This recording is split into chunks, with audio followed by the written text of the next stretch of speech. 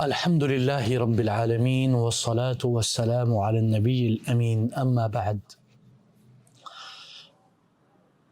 طلب العلم فريضة على كل مسلم كما قال الرسول. علم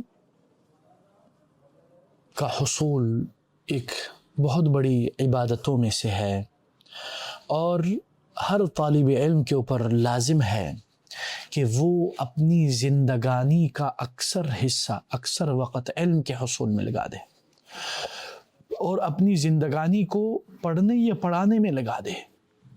یہی اصلی اور حقیقی زندگانی ہے جو قیامت کے دن نفع بخش ہوگی اگر بندہ مخلص اور متبعی سنت ہوگا، تاکہ وہ لوگوں کو نصیحت کر سکے، اپنی اصلاح کر سکے اور وہ نبیوں کا میسنجر بن سکے، میسنجر آف رسول اللہ.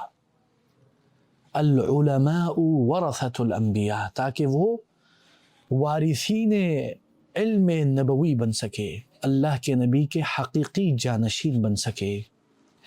اور یہی وہ معنی ہے کہ اللہ تعالیٰ اس میں برکت ڈال دیتا ہے. العلم مبارک، علم میں بڑی برکت ہوتی ہے. جو بندہ اپنے آپ کو علم میں کھپا دیتا ہے اور اپنے آپ کو علم کے لیے وقف کر دیتا ہے، اللہ تعالیٰ اس کو مبارک بنا دیتا ہے. اسی لیے آپ دیکھیں گے کہ اہل علم بڑے مبارک ترین ہستیاں ہوتی ہیں، جیسے کہ اللہ تعالیٰ نے قرآن میں کیا فرمایا، وَجَعَلَنِي مُبَارَكًا أَيْنَمَا كُنْتُ وَأَوْصَانِي بِالصَّلَاةِ وَالزَّكَاةِ مَا دُمْتُ حَيًّا. تو اللہ تعالیٰ ہمیں بابرکت بنائے، ہمیں مبارک بنائے، ہمیں جہاں بھی رہیں پڑھتے پڑھاتے تعلیم اور تعلم قال اللہ اور قال الرسول کی دنیا میں رکھے. یہی ہماری خوش نصیبی، خوش نودی، خوش بختی اور خوش قسمتی ہے واللہ العظیم. یعنی حضرت عیسیٰ علیہ السلام نے جب کہا وَجَعَلَنِي مُبَارَكًا بِتَعْلِيمِ الْعِلْم، اللہ تعالیٰ نے ان کو مبارک بنایا کس وجہ سے؟ علم کو نشر کرنے کی وجہ سے. وہ لوگوں کی رہنمائی کرتے ہیں، لوگوں کو وہ بتلاتے جو اللہ تعالیٰ کی پسند ناپسند ہے. تو جتنا بندہ علم کے لیول میں اوپر جاتا ہے اتنا وہ اللہ کی قربت حاصل کرتا ہے، اتنا وہ اللہ کے قریب ہوتے جاتا ہے. کلما ازداد علما ازداد تقربا، جتنا بندہ اللہ کی معرفت حاصل کرتا ہے اتنا وہ اللہ کے قریب ہو جاتا ہے، یہاں تک کہ وہ اللہ کی قربت کو محسوس کرنے لگتا ہے. ایک ایسی احوال اور کیفیات پیدا ہوتی ہے جیسے کہ امام ابن قیم رحمہ اللہ نے اپنی خوبصورت کتاب الداء والدواء میں ذکر کیا ہے. اور یہاں تک کہ وہ طالب علم یا وہ عالم دین، اس کے قول اور فعل اور عمل اور ہر چیز میں اللہ تعالیٰ برکت ڈال دیتا ہے اور وہ انسان کو محسوس ہوتی ہے، انسان کو نظر آتی ہے. اور برکت اور کثرت لازم و ملزوم نہیں ہے. برکت doesn't mean quantity, a lot of quantity. برکت کا ہرگز مقصد یہ نہیں کہ میرے پاس نوکر چاکر ہوں، لاکھوں کروڑوں ہوں، نہیں. برکت سے مراد یہ ہے کہ وہ چیز جو آپ کے پاس ہے اس میں اللہ تعالیٰ چاہے وہ کم ہی کیوں نہ ہو، اس میں اللہ تعالیٰ برکت ڈال دیتا ہے. کئی اشخاص جن کی تنخواہیں لاکھوں میں ہیں لیکن مہینے کے آخر تک وہ لاکھوں روپے جو ہے ختم ہو جاتے ہیں اور وہ دوسروں سے قرضے مانگ رہے ہوتے ہیں. اور کئی ایسے لوگ ہیں جن کی تنخواہیں ہزاروں میں ہیں، 40,000 30,000 50,000 60,000 80,000، لیکن ماشاء اللہ اللہ تعالیٰ ان کے اس رزق میں برکت ڈال دیتا ہے اور ان کے لیے وہ کافی، بلکہ اس میں سے بچ جاتا ہے، سیونگ بھی ہوتی ہے، بلکہ وہ دوسروں کو بھی قرضہ دیتے ہیں. اور ایسا ہم نے خود دیکھا ہے. تو یہ اللہ تعالیٰ کی برکتیں ہیں. اسی لیے اللہ تعالیٰ نے سورہ صافات آیت نمبر 113 میں کیا فرمایا، وَبَارَكْنَا عَلَيْهِ وَعَلَى إِسْحَاقَ، ہم نے اس کے اوپر برکت ڈالی اور اسحاق کے اوپر. اسی لیے اللہ کے نبی نے صلی اللہ علیہ وسلم نے کیا کہا؟ قولوا اللہم صلی علی محمد وعلی آل محمد کما صلیت علی ابراہیم وعلی آل ابراہیم انک حمید مجید، اللہم بارک علی محمد وعلی آل محمد کما بارکت علی ابراہیم وعلی آل ابراہیم انک حمید مجید۔ آل محمد سے کیا مراد ہے؟ بعض علماء لکھتے ہیں آل محمد سے مراد وہ متقی پرہیزگار لوگ جو اللہ کے نبی کی اتباع کرتے ہیں، تو اس میں ہر مومن داخل ہو جاتا ہے، تو اس کا مطلب ہے کہ طالب علم بھی داخل ہو جاتا ہے۔ اسی لیے طالب علم کو چاہیے کہ وہ علم کے حصول کے وقت ان باتوں کو ذہن نشین کر لے اور یہ جان لے کہ عبادات جو نوافل ہے وہ دو مراتب ہیں، اس کے دو قسم ہیں، ایک فرض ایک نفل۔ العلم جو علم ہے کبھی کبھی وہ فرض ہو جاتا ہے، کبھی کبھی وہ فرض کفایہ ہوتا ہے، کمیونل ڈیوٹی، فرض کفایہ کا مطلب، ٹھیک ہے جی۔ اور آپ دیکھتے ہیں کہ سلف صالحین کے نقش قدم پر چلنے والے آج کل بہت سارے یعنی لوگوں میں اس معاملے میں کمیاں پائی جاتی ہیں اور علم علی منہج السلف نہیں حاصل کرتے، بلکہ وہ اپنے مرضی، اپنی دماغ، اپنی عقل کے متعلق گھومتے رہتے ہیں، اور امت اسلامیہ اپنی اس تاریخ طویل میں مختلف فتنوں، مختلف ابتلاءات، مختلف مشاکل، مختلف چیزوں سے گزری ہے، یہاں تک کہ دشمن نے مسلمانوں کے جو قلعے ہیں ان کو اکھاڑ کے رکھ دی ہے، ایسا بھی وقت آیا۔ تو اگر آپ دیکھیں پہلی صدی میں بھی، دوسری صدی میں بھی، تیسری، ہر صدی میں کوئی نہ کوئی بڑے فتنے آتے جاتے رہے ہیں، حتیٰ کہ جو بڑا فتنہ الدولہ العبیدیہ جو الدولہ الفاطمیہ کہتے ہیں، انہوں نے اہل السنہ کو کس عذاب سے گزروایا اور کس طرح انہوں نے عالم دین کو اذیتیں دی، حتیٰ کہ امام ذہبی رحمہ اللہ فرماتے ہیں وَقَدْ نُزِعَ عَنْ فُلَانٍ جِلْدُهُ حَتَّى يَكُونَ نَكَالًا لِغَيْرِهِ مِمَّا فَعَلَهُ أُولَئِكَ، بولتے ہیں امام ذہبی کہ کچھ علماء کو لایا جاتا اور ان کو زندہ ان کے جلد کو اکھیڑ کے رکھ دیا جاتا تاکہ وہ اپنے اس اللہ اور اللہ کے رسول کے بعد سے پیچھے پلٹ جائے، لیکن کیا وہ پلٹے؟ ہرگز نہیں۔ علماء کو ایسی ایسی اذیتوں سے گزارا گیا جس کا ہم تصور اور امیجنیشن بھی نہیں کر سکتے، حتیٰ کہ جو صلیبی جنگیں تھیں، حتیٰ کہ جب مغول اور تتار نے مسلمانوں کے اوپر حملہ کیا اور کن کن مشاکل اور ظلم اور ستم کی انتہا کر دی۔ آج کل تو ہم اگر فلسطین اور غزہ یا میانمار، بورما یا ان جیسے ملکوں میں ظلم و ستم کو دیکھ کر سمجھتے ہیں کہ آج اسلام ختم ہو جائے گا، یہ تو کچھ بھی نہیں ہے۔ لا شک یہ خطرناک ہے، یہ ظلم و ستم کی انتہا ہے اس 21 سینچری میں۔ دس از unimaginable but it's happening۔ اس سے بھی بدتر، اس سے بھی خطرناک، اس سے بھی سنگین جرم تاریخ کی اوراق میں لکھے جا چکے ہیں، لیکن افسوس ہمیں اس کا نہیں پتہ۔ بلکہ تاریخ قریب ہی بر صغیر جب برٹش امپائر نے بر صغیر پر کولونائزیشن اور اس کو اپنی کالونی بنائی، تو اس میں علماء کے کیا جد و جہد تھے، اس میں علماء نے کیسے جہاد کیا اور کن اذیتوں سے گزرے، اس کے لیے آپ کتاب پڑھیں کالا پانی مولانا جعفر تھانسری کی، آپ حیران اور پریشان ہو جائیں گے۔ تو اسی طرح علم کے حصول میں ہمیں ان چیزوں کا پتہ ہونا ضروری ہے، اور یہ بھی بہت اہم ہے کہ ہمیں پتہ ہو کہ کون سی چیزیں ہمارے لیے رکاوٹ پیدا کرے گی علم کے حصول میں، کن چیزوں کی وجہ سے میرا سفر علم کمزور پڑ جائے گا۔ تو نمبر 1 شیخ فرماتے ہیں اولاً ضعف الہمہ، العلم يحتاج الى طلب في طلبه الى ہمت کبیرہ وعزیمت قویہ۔ علم کے حصول میں آپ کا حوصلہ، آپ کی ہمت بلند ہونی چاہیے اور علم کے حصول میں جو رکاوٹ پیدا ہوتی ہے اس میں سے ایک سب سے بڑی رکاوٹ یہ ہے کہ بندے کا حوصلہ پست ہو جائے، ڈی موٹیویٹ ہو جائے اور وہ ڈسکریجڈ ہو جائے اور علم کے حصول سے رہ جائے۔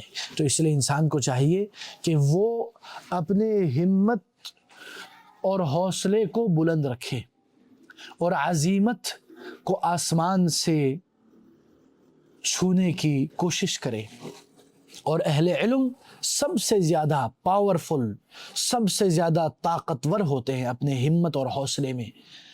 مثال کے طور پر بعض مثالیں پیش کی ہے شیخ نے، ہمم الانبیاء والرسل، انبیاء اور رسولوں کی جو ہمت، کیا ہمت ہے ان کی، اللہ اکبر۔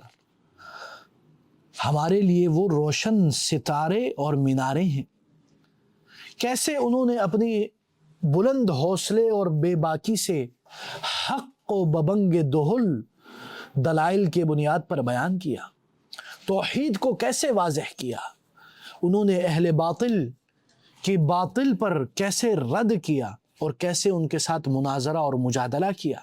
اسی طرح انہوں نے کس طرح مخلوقات خداوندیہ کی قربت حاصل کی، مودت اور محبت اور الفت کے ذریعے، اور شریعت کو بیان کیا۔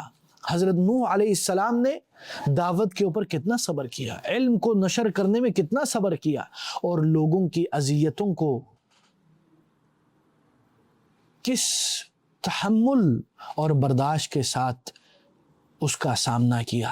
یہ ہمارے لیے اس میں بہت ساری عبرتیں اور اسباق موجود ہیں۔ اللہ تعالیٰ قرآن میں کیا فرماتے ہیں؟ وَلَقَدْ أَرْسَلْنَا نُوحًا إِلَىٰ قَوْمِهِ فَلَبِثَ فِيهِمْ أَلْفَ سَنَةٍ إِلَّا 50 عَامًا۔ اللہ تعالیٰ نے حضرت نوح کو بھیجا اپنی قوم کی طرف، تو وہ اس میں کتنا رہے؟ 1000 سال -50، یعنی 950 سال۔ اور ان کو صبح بھی بلایا، دن کو بھی بلایا، رات کو بھی بلایا، سیکریٹلی بھی بلایا، پبلکلی بھی بلایا، پرائیویٹلی بھی دعوت دی، ہر طریقے سے انہوں نے دعوت دی۔ کیا فرماتے ہیں؟ قال ربی انی دعوت قومی لیلا ونہارا فلم یزدہم دعائی الا فرارا وانی کلما دعوتہم لتغفر لهم جعلوا اصابعہم فی آذانہم واستغشوا ثیابہم واصروا واستکبروا استکبارا ثم انی دعوتہم جہارا ثم انی اعلنت لهم واسررت لهم اسرارا۔ اللہ اکبر۔ اسی طرح حضرت ابراہیم علیہ السلام، انہوں نے دیکھا اپنی قوم کو کہ وہ بتوں کی پوجا کر رہے ہیں۔ ان کے والد صاحب بت بناتے تھے، بت کو تراشتے تھے، تو حضرت ابراہیم نے ببنگ دہل اپنے والد کو نصیحت کی، اپنی قوم کو توحید کی طرف بلایا، اور اس کے لیے انہوں نے کیا کیا جھیلے، یہ آپ اور میں کیا جانے ہیں۔ ہم لوگ تو اپنے چھوٹے چھوٹے مسائل میں پھنس کے رونے لگ جاتے ہیں، ڈرتے ہیں اور اپنا حوصلہ پست کر دیتے ہیں۔ اس لیے طالب علم کے لیے یہ بالکل ہی غیر مناسب ہے کہ اس کی ہمت، اس کا حوصلہ بہت کمزور ہو۔ اس لیے بہت ضروری ہے کہ اس کا حوصلہ اور ہمت بلند ہو۔ اس لیے شاعر نے کیا خوب کہا ہے، علی قدر اہل العزم تأتی العزائم وتأتی علی قدر الکرام المکارم وتعظم في عين الصغير صغارها وتصغر في عين العظيم العظائم۔ آگے شیخ نے اس چیز کی طرف اشارہ کیا ہے کہ جن کے بڑے حوصلے، بڑی عزیمتیں ہوتی ہیں، وہ بڑی بڑی چیزیں کرتے ہیں، ان کو چھوٹی چیزیں میٹر نہیں کرتی۔ اسی لیے شیخ نے ایک اور مثال دی ہے کہ بعض اہل علم کی جو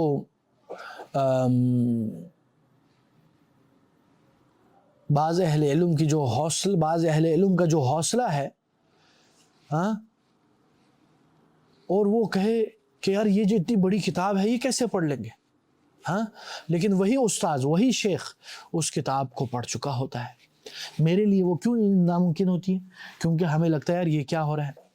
اسی لیے ایک بار شیخ صالح آل الشیخ فرماتے ہیں وقد طلبت مرة من الأستاذ محمود شاكر الأديب المعروف والمحقق لأجزاء كثيرة من تفسير الطبري أن يرشدني إلى كتاب في اللغة العربية لأقرأه، فقال لي اقرأ لسان العرب، فقلت لسان العرب 20 جزءا كيف أقرأه؟ بولتے ہیں کہ میں نے ایک دن بڑے معروف عالم دین محقق کبیر ادیب عظیم جناب محترم محمود شاکر رحمہ اللہ جو مصر کے تھے، ان سے میں نے ایک دن کہا کہ وہ مجھے کوئی عربی لغت عربیہ کی کوئی کتاب کی نصیحت اور رہنمائی کرے تاکہ میں اس کو پڑھوں۔ تو انہوں نے کہا آپ لسان العرب پڑھیں۔ تو انہوں نے کہا لسان العرب؟ شیخ لسان العرب تو 20 جلدوں میں ہے۔ تو شیخ نے کہا، محمود شاکر نے شیخ صالح آل الشیخ کو کہا اذن اذهب لصنعة اخرى للتجارة او للوظيفة انت لا تصلح للعلم۔